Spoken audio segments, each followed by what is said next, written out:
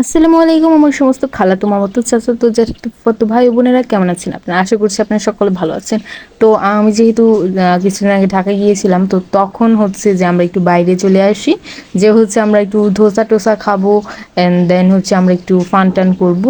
তো আমি কিন্তু ফাইনালি অনেকদিন পর হচ্ছে বাইরের খাবারটা খাচ্ছি, কারণ বেশ কিছুদিন যাবত একটু অফ ছিল। তো ভাবলাম একটু বাইরের খাবারটা খাই, অনেক রিস্ক নিয়ে হচ্ছে খেতে হয়েছিল।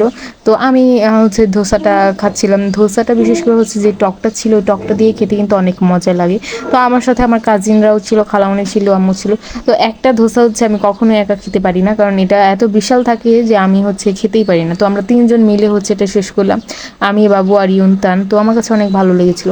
তারপর ইউনতানকে নিয়ে চলে আসলাম একটা বার্গার পিৎজার, মানে একটা যে স্ট্রিট ফুড থাকে, স্ট্রিট ফুডের একটা দোকানের সামনে। তো সে বসে পড়েছিল মাটিতে, মানে তাকে যদি হচ্ছে চিকেন না দেওয়া হয় তাহলে সে হচ্ছে বাসে যাবে না, এবার বসে পড়বে, হচ্ছে মাটিতে বসেও পড়েছিল। তারপর আমরা ভাবলাম চিকেন বল নেই আর হচ্ছে একটা পিৎজা নেই।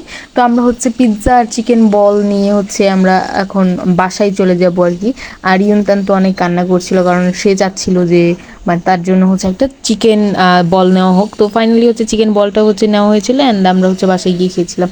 আর ইয়ন্তান যা করছিল, মানে ইয়ন্তানের বলার কোনো ভাষা নেই, মানে সে বাইরে আসলেই হচ্ছে সে এমনটা করে।